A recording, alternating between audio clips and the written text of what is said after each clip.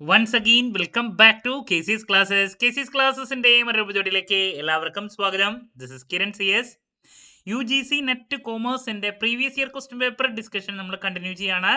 So ഈ ഒരു വീഡിയോയിൽ നെക്സ്റ്റ് ഒരു 5 ചോദ്യങ്ങളെ അക്കൗണ്ടിങ്ങിനെ റിലേറ്റ് ചെയ്തിട്ടുള്ളതാണ് ഇൻക്ലൂഡ് ചെയ്തിട്ടുള്ളത്. സോ വീഡിയോയിലോട്ട് പോണേക്കാൾ മുമ്പ് പറയാനുള്ളത് നമ്മുടെ സ്ഥാപനം UGC നെറ്റ് കോമേഴ്സിന് ഓൺലൈനായിട്ട് കോച്ചിങ് പ്രൊവൈഡ് ചെയ്യുന്ന സ്ഥാപനമാണ്. നമ്മുടെ ആപ്പിലൂടെയാണ് ക്ലാസ്സസ് ആക്സസ് ചെയ്യാൻ സാധിക്കുക. ലൈവ് സെഷൻ ഉണ്ടായിരിക്കും. ലൈവ് അറ്റൻഡ് ചെയ്യണമെന്ന് മസ്റ്റ് അല്ല. റെക്കോർഡഡ് ഉള്ളതുകൊണ്ട് തന്നെ എപ്പോൾ വേണമെങ്കിലും പഠിച്ച് ഡൗട്ടുള്ളത് ചോദിക്കാനുള്ള അവസരം ഉണ്ടെന്നുള്ളതാണ്. ഇതുവരെയുള്ള നമ്മുടെ റിസൾട്ട്സ് ഒക്കെ സൂപ്പർ റിസൾട്ട്സ് ആണ് കേട്ടോ. ദെൻ സിലബസ് ഓറിയന്റഡ് ആയിട്ടുള്ള PDF notes, MCQ practices, previous year question paper discussion, mock test, അങ്ങനെ സ്റ്റുഡൻസിന് വേണ്ടിയിട്ടുള്ള എൻറ്റയർ സപ്പോർട്ട് നമ്മൾ പ്രൊവൈഡ് ചെയ്യുന്നുണ്ട്. സോ നമ്മുടെ ക്ലാസ്സിൽ ജോയിൻ ചെയ്ത് പഠിച്ച് UGC നെറ്റ് കോമേഴ്സ് ക്രാക്ക് ചെയ്യാൻ താല്പര്യമുള്ള സ്റ്റുഡൻസിന് ഡിസ്ക്രിപ്ഷൻ ബോക്സിലുള്ള എൻ്റെ വാട്സപ്പ് നമ്പറിൽ കോൺടാക്ട് ചെയ്യാം, ക്ലാസ്സസ് ആക്സസ് ചെയ്യാം. ഓക്കെ, അപ്പോൾ നമുക്ക് എന്തെങ്കിലും വീഡിയോയിലോട്ട് കിടക്കാം. ഇതാണ് ക്വസ്റ്റ്യൻ നമ്പർ 61. നമ്മൾ 60 വരെയുള്ള ചോദ്യങ്ങൾ ഫിനിഷ് ചെയ്തിട്ടുണ്ടായിരുന്നു പാർട്ട് പേപ്പർ 2-ൽ.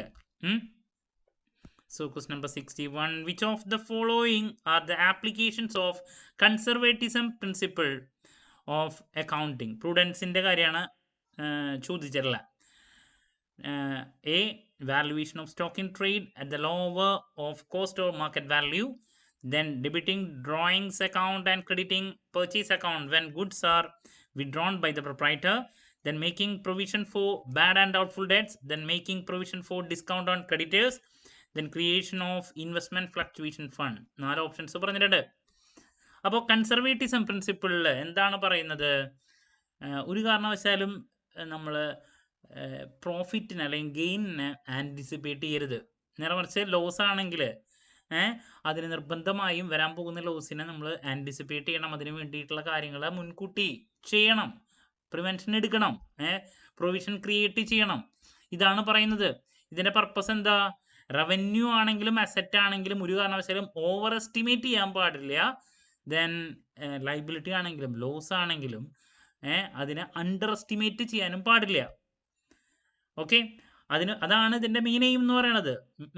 സോ ഈ ഒരു കൺസെപ്റ്റ് മനസ്സിൽ വെച്ചിട്ട് വേണം നമ്മൾ താഴെ പറയുന്ന കാര്യങ്ങളിലോട്ട് കടക്കാൻ. എക്സ്പെൻസസ്, ലോസസ്, ഇതിനെ നമുക്ക് ആൻറ്റിസിപ്പേറ്റ് ചെയ്യാം. ഗെയിനിനെ ഒരു കാരണവശാലും ആൻറ്റിസിപ്പേറ്റ് ചെയ്ത് അക്കൗണ്ട് ചെയ്യാൻ പാടില്ല. ഇതാണ് മനസ്സിലാവേണ്ടത്. അപ്പോൾ ആദ്യത്തെ valuation of stock in trade at lower of cost or market value. നമ്മളെപ്പോഴും പറയുന്നതാണ് cost price or market price which ever is lower. അങ്ങനെയായിരിക്കണം സ്റ്റോക്കിൻ്റെ വാല്യുവേഷൻ. സോ എന്തുകൊണ്ടാണ് ഇപ്പോൾ പല സാഹചര്യത്തിലും ഒറിജിനൽ കോസ്റ്റിനേക്കാൾ മാർക്കറ്റ് വാല്യൂ കുറയാനുള്ള സാധ്യതയുണ്ട് അല്ലേ? ഒറിജിനൽ കോസ്റ്റ് ഇപ്പോൾ 20,000 രൂപ, അതിനേക്കാൾ കുറവിലോട്ട് മാർക്കറ്റ് വാല്യൂ, മാർക്കറ്റിൽ ഫ്ലക്ച്വേഷൻ വളരെയധികം കൂടുതലല്ലേ? അപ്പം അങ്ങനെ മാർക്കറ്റ് വാല്യൂ ഒറിജിനൽ കോസ്റ്റിനേക്കാൾ താഴേക്ക് പോവുകയാണെങ്കിൽ ആ ഒരു സാഹചര്യത്തിൽ ഒരു കാരണവശാലും ഈ പറയുന്ന അസറ്റിൻ്റെ വാല്യുവേഷൻ ഓവർ എസ്റ്റിമേറ്റ് ആവാൻ പാടില്ല. നമ്മൾ പറഞ്ഞിട്ടായിരുന്നു അസറ്റിൻ്റെ ആണെങ്കിലും റവന്യൂ ഇതിനൊന്നും നമ്മൾ എന്ത് ചെയ്യാൻ പാടില്ല, ഓവർ എസ്റ്റിമേറ്റ് ചെയ്യാൻ പാടില്ല. സോ ഇങ്ങനെ ഓവർ എസ്റ്റിമേഷൻ വരാതിരിക്കാൻ വേണ്ടിയിട്ട് മാർക്കറ്റ് വാല്യൂ കോസ്റ്റിനേക്കാൾ താഴെ വരാനുള്ള സാധ്യതയുണ്ട്. അപ്പോൾ കോസ്റ്റിനേക്കാൾ താഴെ വന്നിട്ടുണ്ടെങ്കിൽ അവിടെ എന്താവും? അസറ്റ് വാല്യൂ ഓവർ എസ്റ്റിമേറ്റ് ആയിട്ട് പോകും. അങ്ങനെ അങ്ങനെ വരാൻ പാടില്ല. അതുകൊണ്ടാണ് ഈ രണ്ടെണ്ണം കമ്പയർ ചെയ്ത് cost or market value which ever is lower എടുക്കാൻ പറയുന്നത് സ്റ്റോക്ക് വാല്യൂ ചെയ്യുമ്പോൾ. ഓക്കെ, സോ കൺസർവേറ്റിസത്തിലെ ഏറ്റവും ഇമ്പോർട്ടൻ്റ് ആയിട്ടുള്ള ഒരു ആപ്ലിക്കേഷനാണ്. അപ്പോൾ ഇത് കൺസർവേറ്റിസം ബേസ് ആണ്, കറക്റ്റ്. ഇനി next, debiting drawings account and crediting purchase account when goods are withdrawn by the proprietor. Goods proprietor withdraw ചെയ്യുമ്പോൾ ഡ്രോയിങ്സിനെ ഡെബിറ്റ് ചെയ്യുകയും പർച്ചേസിനെ ക്രെഡിറ്റ് ചെയ്യുകയും ചെയ്യുക. അത് ആക്ച്വലി എൻറ്റിറ്റി കൺസെപ്റ്റ് റിലേറ്റ് ചെയ്തിട്ട് വരുന്ന കാര്യമല്ലേ? ബിസിനസ്സിനെയും ബിസിനസ്മാനെയും നമ്മൾ അല്ലേ? അപ്പോൾ ഇതിൽ വരുന്നതല്ല, ഇതിൻ്റെ ആപ്ലിക്കേഷൻ അല്ല. ഡ്രോയിങ്സ് എന്ന് പറയുമ്പോൾ പേഴ്സണൽ പർപ്പസിന് വിഡ്രോ ചെയ്യുന്നതാണ്. അപ്പോൾ പേഴ്സണൽ പർപ്പസിന് വിഡ്രോ ചെയ്യുമ്പോൾ നമ്മളതിനെ ബിസിനസ്സിനെയും ബിസിനസ്മാനെയും സെപ്പറേറ്റ് ആയിട്ട് ട്രീറ്റ് ചെയ്തിരിക്കണം എന്നുള്ളത് പറഞ്ഞിട്ടുണ്ട്. അപ്പോൾ ഇതിനെ റിലേറ്റ് ചെയ്ത് വരുന്നൊരു കാര്യമല്ല ബി എന്ന് പറയുന്നത്. അപ്പോൾ കൺസർവേറ്റീവ്സ് അല്ല ഇത്. ഇനി next, making provision for bad and doubtful debts. അത് ഇതിനെ റിലേറ്റ് ചെയ്ത് വരുന്നതല്ലേ? ബാഡ് ആൻഡ് ഡൗട്ട്ഫുൾ ഡെറ്റ്സ്, വരാനും വരാതിരിക്കാനും സാധ്യതയുള്ള അല്ലേ ഡെറ്റ്സ്, അതിന് വേണ്ടിയിട്ട് മുൻകൂട്ടി പ്രൊവിഷൻ ക്രിയേറ്റ് ചെയ്ത് വെക്കുന്നു.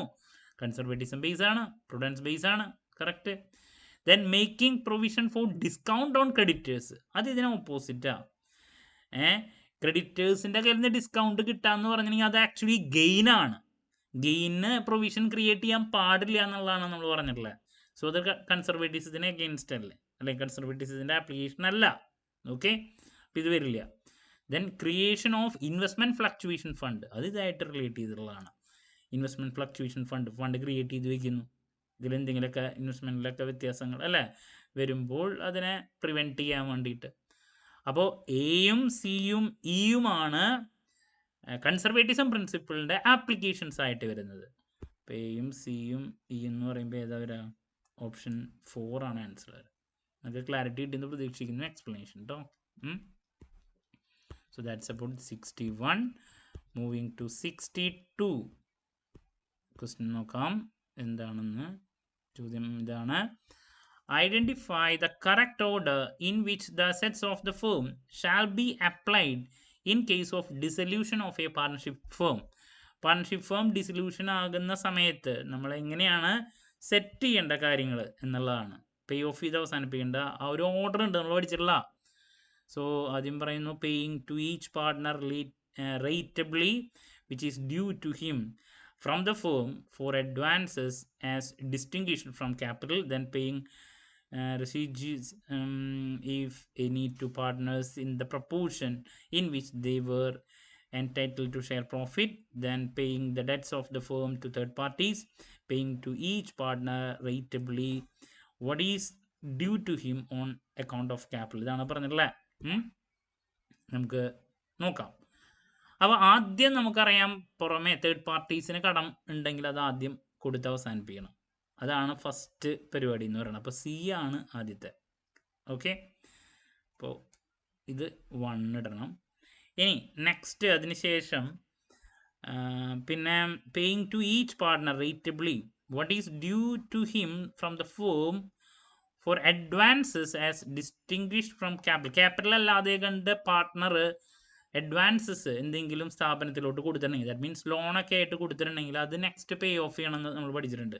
അപ്പോൾ രണ്ടാമത് ഇതാണ്.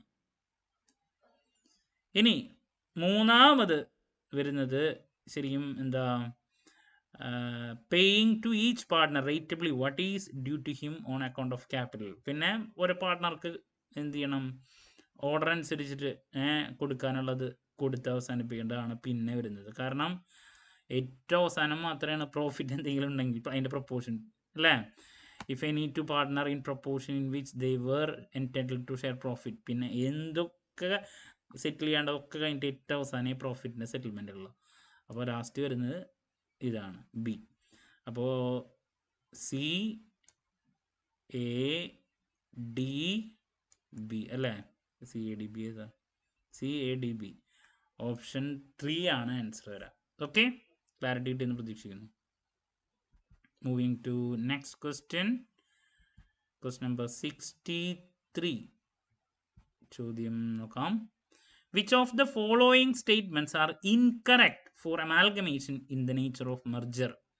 Amalgamation in the nature of മെർജറിനെ റിലേറ്റ് ചെയ്തിട്ട് താഴെ പറയുന്നതിൽ ഏതൊക്കെയാണ് ഇൻകറക്റ്റ്? അപ്പോൾ നമുക്ക് ഓരോന്ന് വായിച്ചു നോക്കുമ്പോൾ കറക്റ്റ് ആണോ ഇൻകറക്റ്റ് ആണോ എന്ന് പറഞ്ഞു പോകാം കേട്ടോ. ആദ്യം, all assets and liabilities of the transferor company are taken over by the transferring company. Amalgamation ആണ് in the nature of merger. Correct അല്ലേ? ആദ്യത്തെ assets and liabilities of transferor company എന്താണ്, transferor company are taken over by transfer എടുക്കും അല്ലേ, ഇല്ലാണ്ടാവുന്ന company ഏറ്റെടുക്കുന്ന company അതിലോട്ട് assets and liabilities ഒക്കെ ടേക്ക് ഓവർ ചെയ്യും എന്നുള്ളതാണ് നേച്ചർ ഓഫ് മെർജറിൻ്റെ കേസിൽ. കറക്റ്റാണ് ആദ്യത്തെ, ശരിയാണ് കേട്ടോ. ഇനി ഷെയർ ഹോൾഡ്, ഇത് നമുക്ക് ഇൻകറക്റ്റ് വേണ്ടേ. Share holders holding not less than 95% of the face value of the equity of the transferor become equity share holders of transferee. 95 അല്ല, നോട്ട് ലെസ് ദാൻ 90 ആണ് വരാം. അപ്പോൾ എന്ന് വെച്ചിട്ടുണ്ടെങ്കിൽ ട്രാൻസ്ഫറർ കമ്പനി ഈ share holders holding not less than 95% of the face value of equity share holders holding of the transfer company. Transfer കമ്പനിയുടെ share ഹോൾഡേഴ്സിന് ആരായിട്ട് മാറും? ട്രാൻസ്ഫറി കമ്പനിയുടെ. ഒരു കമ്പനി ഇല്ലാണ്ടാവുന്നു, മറ്റൊരു കമ്പനി ഏറ്റെടുക്കുന്നു.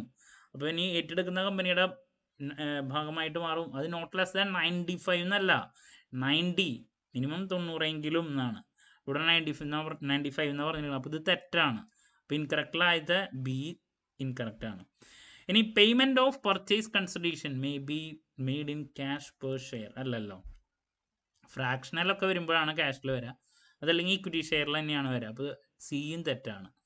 Then journal entries for recording the merger are passed by pooling of interest method. കറക്റ്റാണ്. മെർജറിൻ്റെ കേസിൽ നമ്മൾ പൂളിംഗ് ഓഫ് ഇൻട്രസ്റ്റ് മെത്തേഡാണ് ഫോളോ ചെയ്യുക. അത് കറക്റ്റാണ് കേട്ടോ.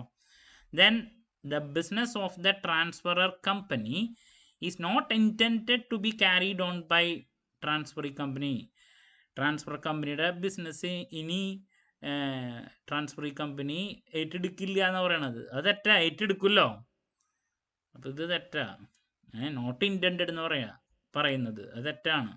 ഇൻറ്റൻറ്റഡ് ടു ബി ക്യാരിഡ് അല്ലേ? അവർ ട്രാൻസ്ഫർ കമ്പനിയുടെ ബിസിനസ്സിന് ട്രാൻസ്ഫറി കമ്പനിയുടെ കയ്യിലേക്ക് എത്തും. ഒരു കമ്പനി ഇല്ലാണ്ടാവുന്നു, മറ്റൊരു കമ്പനി അതിനെ ഏറ്റെടുക്കുന്നു അല്ലേ? മെർജർ. അപ്പോൾ ഇതിൽ ഇൻകറക്റ്റായിട്ട് ഏതൊക്കെ വരുന്നത്? ബി സി ഇ നോക്കാം നമുക്ക്. 4 അല്ല അപ്പോൾ ശരി വരാം. ബി സി ഇ അത് 3 തെറ്റാണ്. ബി സി ഇ ബാക്കി കറക്റ്റ് ഉള്ളതല്ലേ? എ കറക്റ്റാണ്, ഡി കറക്റ്റാണ്. സോ ദാറ്റ്സ് അബൌട്ട് ആ ഒരു question. Moving to question number 64. അടുത്ത ചോദ്യം നോക്കാം. ചെറിയൊരു question. Which of the following Ind AS specifically deals with consolidated financial statements. Consolidated എന്ന് പറയുമ്പോൾ 110 അല്ലേ? ഇപ്പോൾ വേറെ ഒന്നും ചിന്തിക്കാറില്ല. Ind AS 110. ഓക്കെ, അഗ്രികൾച്ചറും കാര്യങ്ങളൊക്കെ വന്നിട്ടില്ല. അപ്പോൾ അതിൽ വേറെ ഒന്നും പറയാനില്ല. Ind AS 110 ആണ് ആൻസർ വരിക. ഓപ്ഷൻ 3 കേട്ടോ. ഈസി ചോദ്യമായി. അങ്ങനത്തെ ഇതൊക്കെ കിട്ടിയ ഭാഗ്യ. Moving to next question. Marginal കോസ്റ്റിങ്ങിനെ റിലേറ്റ് ചെയ്തിട്ടുള്ളൊരു ചോദ്യം. A Limited makes plastic bucket. Selling price per bucket 210. Variable cost 60. Fixed cost making buckets is 1,50,000 for the year. The number of buckets to be sold to get a profit rupees 90,000. അപ്പോൾ നമുക്ക് number of buckets ആണ് കണ്ടുപിടിക്കേണ്ടത്. Easy question അല്ലേ? Actually sales required to sales അല്ല, ഇവിടെ number of units required to earn a desired profit of rupees 90,000 അല്ലേ? Number of buckets ആണ് ഇവിടെ. നമ്പർ ഓഫ് യൂണിറ്റ്സ് നമ്മൾ പഠിച്ചിട്ടുള്ളതല്ലേ? Units required to get a desired profit of rupees 90,000. ഇതാണ് സംഭവം. അപ്പോൾ ഇതിൽ നമുക്ക് ഇക്വേഷൻ അറിയാം. Fixed cost plus desired profit divided by contribution per unit ആണ്. അപ്പോൾ കോൺട്രിബ്യൂഷൻ പെർ യൂണിറ്റ് നമുക്ക് ആദ്യം കണ്ടുപിടിക്കണം. കോൺട്രിബ്യൂഷൻ എന്ന് പറയുമ്പോൾ സെയിൽസ് മൈനസ് വാരിയബിൾ കോസ്റ്റ് ആണ്. Sales minus variable cost.